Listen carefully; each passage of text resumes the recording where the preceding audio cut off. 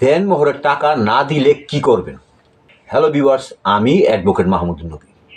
আমরা জানি যখন বর এবং কনের মধ্যে বিয়ে হয় তখন কিন্তু একটা কাবিননামা সৃষ্টি করা হয়, আর সেই কাবিননামার মধ্যে অনেক কিছু লেখা থাকে। তার মধ্যে উল্লেখযোগ্য হলো দেনমোহরের পরিমাণ। তো এই পরিমাণটা অনেক সময় বিভিন্ন আসবাবপত্র, স্বর্ণ গয়না এগুলি লেখা থাকে, কখনো বা লেখা থাকে জায়গা সম্পত্তি, কখনো বা লেখা থাকে টাকা পয়সা।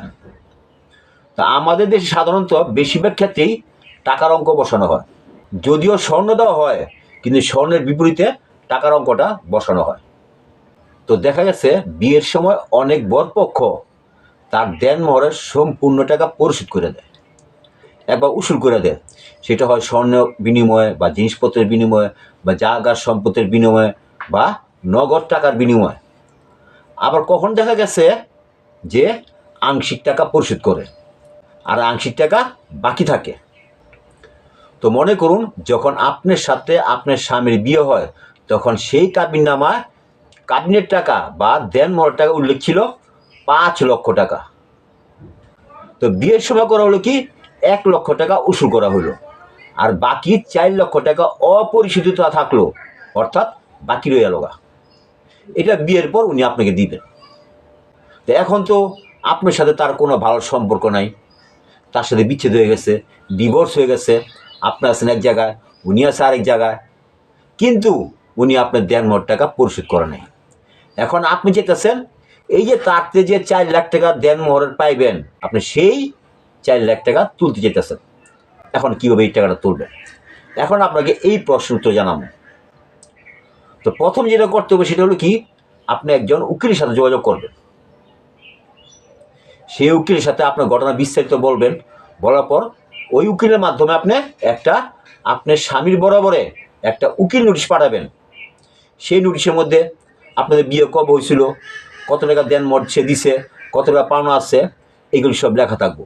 তার পাশাপাশি আরেকটা কথা লেখা থাকবো, যদি উনি আপনার পাওনা 4 লাখ টাকা দেনমোহর না দেয় তাহলে আপনি আইনগত ব্যবস্থা নেবেন। এইভাবে একটা উকিলের মাধ্যমে আপনার স্বামীর যেই ঠিকানা আছে ওই ঠিকানায় আপনার স্বামীর বরাবর একটা উকিল নোটিশ পাঠাবেন। এখন অনেক সময় দেখা গেছে যে উকিল নোটিশ স্বামী পায় মোবাইলে ফোন করে বা কথাবার্তি বলে চায় এটা আপোষ করে ফেলাইতে। আবার অনেক সময় দেখা গেছে যে উকিল নোটিশ পাই না, ওইখানে ওই আপনার স্বামী নাই, সে আরেক জায়গায় চলে গেছে, আরেক জায়গায় পলাই গেছে, তখন সেই নোটিশটা আবার ফেরত আসে। তাহলে কি করবে? এখন আপনি যেটা করতে পারেন সেটা হলো কি, উনি যে এলাকায় বসবাস করে বা তার বাবা মা ভাই বোন যে এলাকায় থাকে সে এলাকায় যে চেয়ারম্যান বা মেম্বার বা কাউন্সিলর আছে, আপনি তার কাছে লিখিতভাবে আপনার পাওনা 4 লক্ষ টাকা দেনমোহর বিষয়ে আবেদন করতে পারবেন। কারণ পারিবারিক আইনে গ্রাম আদালতে তাদেরকে এই পারিবারিক বিষয়ে সমাধান করার জন্য ক্ষমতা দেওয়া হয়েছে। তো আপনি তাদের কাছে একটা দরখাস্ত দিবেন, আর সেই দরখাস্তের মধ্যে আপনার নাম, আপনার ঠিকানা, আপনার যাতে টাকা পাইবেন, যে আপনার স্বামী তার নাম ঠিকানা কত টাকা পাইবেন এগুলি সব লিখে দিবেন। তারপরে সেই চেয়ারম্যান বা মেম্বার বা গ্রাম আদালত কী করবেন, ওনারা করবেন কি, আপনার স্বামীর কাছে ফোন করবেন বা তার কাছে লোক পাঠাবেন বা তার কাছে একটা নোটিশ পাঠাবেন যে আপনার স্ত্রী আপনার কাছে দেনমোহরটা পাইব, উনি এই বিষয়ে এই আবেদন করছে, আপনাকে অমুক দিন অমুক তারিখে অমুক স্থানে আপনাকে আসতে হইব, আইসা আপনাকে জবাব দিতে হইব। তো অনেক হাজব্যান্ড আছে তারা এটাকে মান্য করে, তো তাদের সামর্থ্য আছে, তারপর কি করে এই দেনমোহর টাকা পরিশোধ করে দিয়ে দেয়। তো অনেকে আবার কি করে, এই ধরনের নোটিশকে কোনো তোয়াক্কা করে না। তারা মনে করেন 2-4টা মেম্বার চেয়ারম্যানের পকেটে আছে, উনি আর আসে না। তখন আপনি কি করবেন, তখন আপনি যেই মেম্বার বা চেয়ারম্যানের কাছে দরখাস্ত দিচ্ছেন সেই মেম্বার বা চেয়ারম্যান কি করব, আপনার একটা লিখিত প্রতিবেদন দিয়ে দিব যে আপনার স্বামীকে ডাকা হয়েছে, সে আসে নাই, সে অনুপস্থিত। এখন আপনি কি করবেন? তো এখন আপনাকে যেটা করতে হবে সেটা হলো কি, আপনি বর্তমানে যে জেলাতে বসবাস করতেছেন সেই জেলায় কিন্তু একটা কোর্ট আছে যেখানে লোকজন গিয়ে মামলা মোকদ্দমা করে। আপনাকে সেই কোর্টে যেতে হইব, আর সেই কোর্টের মধ্যে একটা অফিস আছে, সেই অফিসের নাম হলো লিগেল এইড। আপনি সেই লিগেল এইডের অফিসে যাবেন, গিয়া আপনার সমস্ত ঘটনা খুললা বলবেন।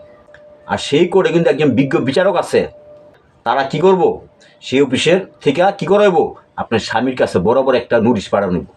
এই নোটিশে যখন তার কাছে যাইব, তো মনে করেন সে আবার আসলো না, নোটিশটা ফেরত আসলো, তাই না? তখন কি করবেন? তখন আপনাকে ওই কোর্টের একজন উকিল ধরতে হইব, উকিল ধরে বিস্তারিত সব বলতে হইব। তারপরে ওই কোর্টে একটা কোর্ট আছে, ওই কোর্টের নাম হইল পারিবারিক আদালত। সেই পারিবারিক আদালতে গিয়ে আপনি আপনার স্বামীর নামে দেনমোহরের টাকা চেয়ে মামলা করতে পারবেন। তো আপনার উকিলকে আপনার সব কিছু বুঝিয়ে বলবেন।